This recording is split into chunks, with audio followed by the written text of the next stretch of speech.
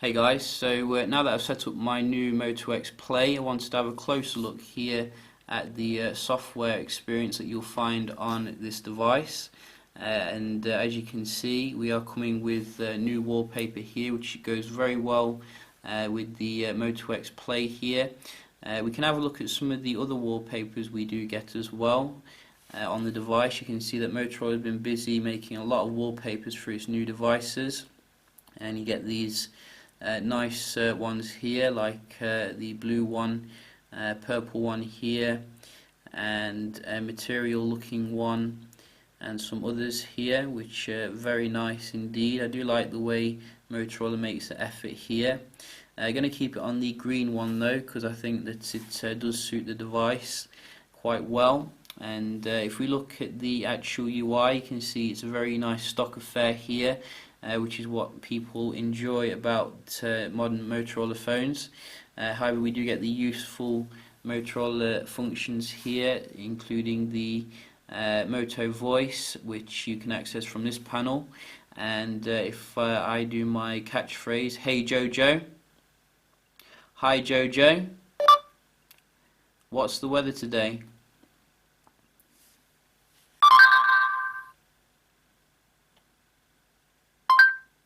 Today's forecast for NG8, UK is 21 degrees and partly cloudy. So you can see that is all set up and working very well, and obviously that works when the phone is off, which is pretty awesome. "Hi Jojo, make me a sandwich."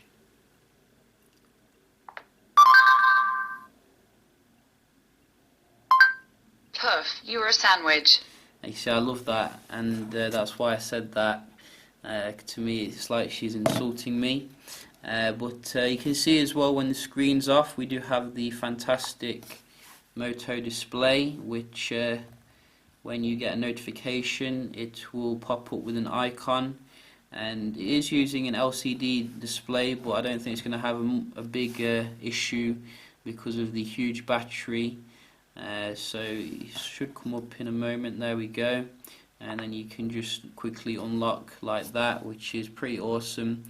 And I do miss that feature on other phones.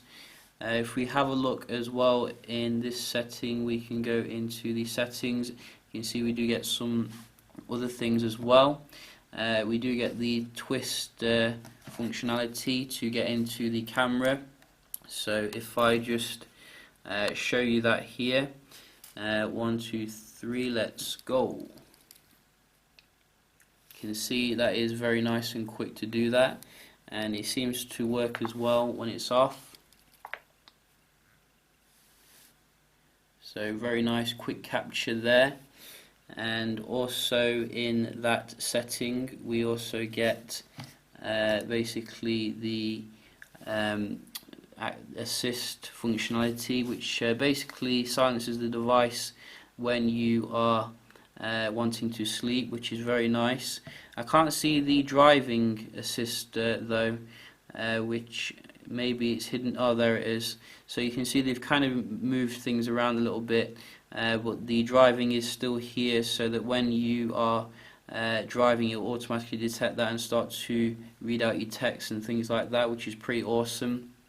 And you don't get the double chop though for the flashlight, which is quite interesting. You do get that on the Moto G. While we're talking about the camera, we can have a look here what the features are.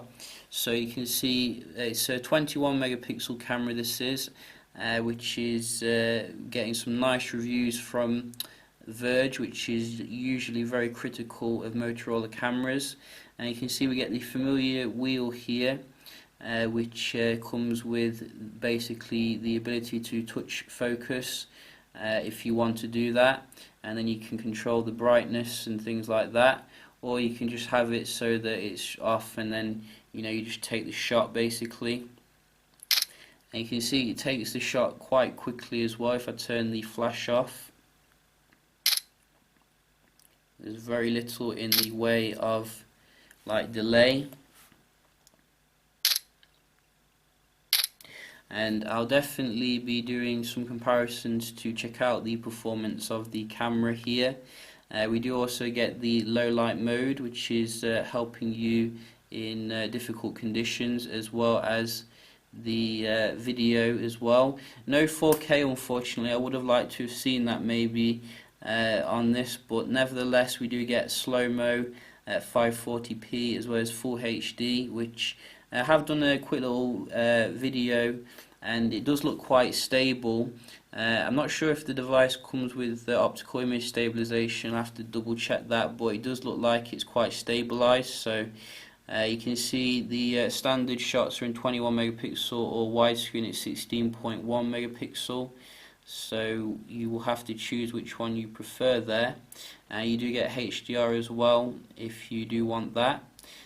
So the camera seems to be quite decent here. Obviously Motorola has never given you that much when it comes to customizing it. I think they could definitely develop it a bit more like LG and Samsung are. But other than that, we can have a look as well at some of the other things here. I was quite interested to check out like the settings, and in the display options you can see that we're not using an AMOLED display now, which a lot of people will be a bit kind of disappointed with. However, Motorola have done something quite good here, and they've put like a color mode on where you can make it more vibrant. So you can see I've got that on AMOLED straight away, and it makes things a lot more vibrant. And I have to say the display is very good here actually. It's a lot better than I was expecting. It's about as good as like the Super LCD kind of 2 of HTC displays. Like, it has some very AMOLED-like properties. You can make it a bit more realistic if you want though, and you can see it's a bit less punchy now. But I am going to keep it on AMOLED because I do like that vibrancy.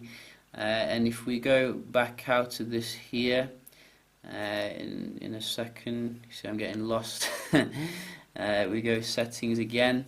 We can have a look in here, and we can see the battery setting here. I've given it a quick little charge, and I don't anticipate I'll be charging it very much with that huge battery. You can see it's still on 72%, which is amazing. We get multi-user support obviously, which is very nice, and I think pretty much everything else is there that you expect to see. NFC, for example, you don't get that on the the OnePlus 2, so that could be a deciding factor here for you to buy this phone. Also getting Android Beam, which is very nice. 5G Wi-Fi support, it's all in there and it's all good. Also this Connect app, which I don't really use too much to be honest. So yeah, I think that about covers the main kind of things here that I've seen. You know, I think those of you who are familiar with the stock Android will be very at home here, but it's just like the additions that Motorola put on which make the phone fantastic. And I'll definitely be doing some other videos checking out its performance against some like-minded handsets, so do stay tuned for that. I hope you enjoyed this little video checking out the Moto X Play software, and I will see you in the next one. Cheers.